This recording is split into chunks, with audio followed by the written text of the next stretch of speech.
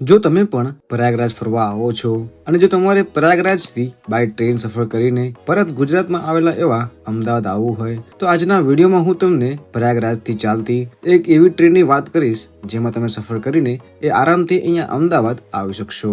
અને આજે આપણે જે ટ્રેનની વાત કરીશું એ ટ્રેન વિશે આપણે સંપૂર્ણ માહિતી આપીશું કે આ ટ્રેન અહીંયા પ્રયાગરાજમાં કયા રેલવે સ્ટેશન ઉપર આવે છે, કેટલા વાગે આવે છે અને આ ટ્રેન અહીંયા અઠવાડિયામાં કયા કયા દિવસ ચાલે છે અને આ ટ્રેન આપણને એ અમદાવાદ કેટલા વાગે પહોંચાડતી હોય છે। અને જો તમે આ ટ્રેનમાં સફર કરો છો તો આ ટ્રેનમાં અહીંયા એક વ્યક્તિનું ભાડું એ કેટલું લાગે છે એ પણ આપણે જાણીશું। અને વિડીયોના એન્ડમાં હું તમને આ ટ્રેનની એક બેસ્ટ વાત કહીશ કે જો તમને આ ટ્રેનની એ કન્ફર્મ સીટ ન મળે તો આપણે આ ટ્રેનમાં સફર કરીને કેવી રીતે એ અમદાવાદ આવવું જોઈએ એના માટે અમારો આ વિડીયો તમે શરૂથી લઈને એન્ડ સુધી એકવાર જરૂર જોજો। અને આજનો અમારો આ વિડીયો જોયા પછી જો તમારે કઈ પ્રશ્ન હોય તો અમારા આ વિડીયો નીચે કોમેન્ટ બોક્સમાં જરૂરથી પૂછજો, હું એનો આન્સર તમને જરૂરથી આપીશ। અને વિડીયો શરૂ કરતા પહેલા એક નાનકડી રિક્વેસ્ટ છે કે અમારા આ વિડીયોને એક લાઈક કરીને નીચે આપેલી આ બેલ આઇકનને ઓન કરીને ચેનલને સબસ્ક્રાઇબ પણ કરી નાખજો જેથી આવા જ ઇન્ફોર્મેટિવ વિડીયો એ તમને સૌથી પહેલા જોવા મળે। અને વાત કરું આ ટ્રેનની તો આ ટ્રેનનું નામ એ અહીંયા અમદાવાદ ગોરખપુર એડીઆઈ એક્સપ્રેસ રહેતું હોય છે અને આનો ટ્રેન નંબર એ 19490 રહેતો હોય છે।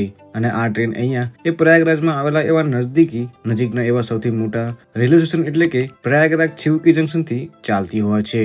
અને આ ટ્રેન અહીંયા પ્રયાગરાજ ચિવકી જંકશન વહેલી સવારે 5:30 આવે છે એ ટોટલ 22 કલાક અને 40 મિનિટ પછી આપણને એ અમદાવાદ વહેલી સવારે 4:10 જ પહોંચાડતી હોય છે। એટલે આ ટ્રેનને એ પ્રયાગરાજ થી અમદાવાદ આવવામાં એ ટોટલ 22 કલાક અને એ 40 મિનિટ જેટલો સમયગાળો એ લાગતો હોય છે। અને જો તમે આ ટ્રેનમાં સફર કરીને આવો છો તો આ ટ્રેનની એ વાત કરું સ્પીડની તો આ ટ્રેનની અહીંયા એવરેજ સ્પીડ 54 કિલોમીટર અને મેક્સ ટુ મેક્સ સ્પીડ એ 130 કિલોમીટરની જ રહેતી હોય છે। એટલે આ ટ્રેનની એ સ્પીડ સુપર ફાસ્ટ એક્સપ્રેસ જેટલી રહેતી હોય છે અને આ ટ્રેન એ ટોટલ 1661 કિલોમીટરનું અંતર કાપે છે, પરંતુ આ ટ્રેન અહીંયા પ્રયાગરાજથી એ અમદાવાદ સુધીમાં 1298 કિલોમીટરનું જ અંતર કાપતી હોય છે અને આટલું અંતર કાપવામાં આ ટ્રેનને એ ટોટલ 23 કલાકનો સમયગાળો અહીંયા લાગતો હોય છે। અને આ ટ્રેન અહીંયા અઠવાડિયામાં ખાલી એક જ દિવસ નથી ચાલતી એ હું તમને વિડીયોમાં આગળ જણાવું છું। અને વાત કરું આ ટ્રેનના રૂટની તો આ ટ્રેન અહીંયા ગોરખપુરથી ચાલે છે એ પણ રાત્રે 9:20 ત્યાંથી આ ટ્રેન અહીંયા વારાણસી પણ આવે છે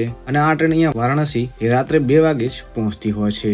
અને આ ટ્રેન અહીંયા વારાણસી ટોટલ 30 મિનિટ ઉભી રહે છે, ત્યાંથી આ ટ્રેન એ પ્રયાગરાજ ચિવકી જંકશન અહીંયા આવતી હોય છે અને આ ટ્રેન અહીંયા પ્રયાગરાજ ચિવકી જંકશન વહેલી સવારે 5:25 આવે છે અને આ ટ્રેન અહીંયા પ્રયાગરાજ ચિવકી જંકશન ખાલી 5 જ મિનિટ ઉભી રહેતી હોય છે। ત્યાંથી આ ટ્રેન એ ગુજરાતની બહાર આટલા બધા શહેરોને એ કવર કરીને આ ટ્રેન અહીંયા ગુજરાતમાં આવતી હોય છે। જો તમારે આ ટ્રેનમાં વળતા ઉજ્જૈન પણ જવું હોય તો પણ તમે આ ટ્રેન અહીંયા પસંદ કરી શકો છો, કેમ કે આ ટ્રેન અહીંયા ઉજ્જૈન પણ આવે છે એ પણ સાંજે 7:55 ત્યાંથી આ ટ્રેન એ ગુજરાતમાં દાહોદ જંકશન રાત્રે 11:37 આવે છે, છાયાપુરી 1:50 આવે છે, આણંદ જંકશન 2:41 અને અમદાવાદ જંકશન આ ટ્રેન અહીંયા વહેલી સવારે 4:10 જ આવતી હોય છે।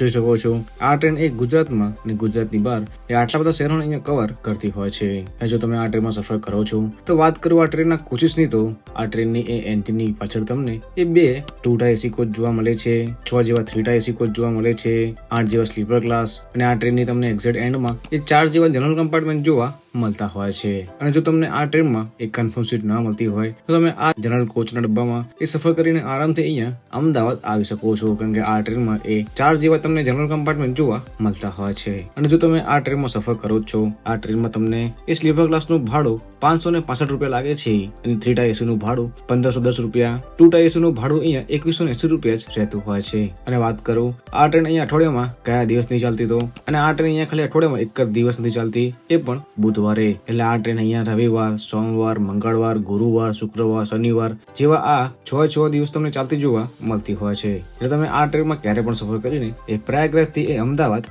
આવી શકો છો। અને જો તમારે અમદાવાદ થી પ્રયાગરાજ જવું હોય તો એની પણ ટ્રેનની માહિતી ઓલરેડી અમારા A2 ચેનલ ઉપર આવી ગઈ છે, તમે ત્યાંથી પણ જોઈ શકશો। મળીએ જ આવા નવા વિડીયોમાં।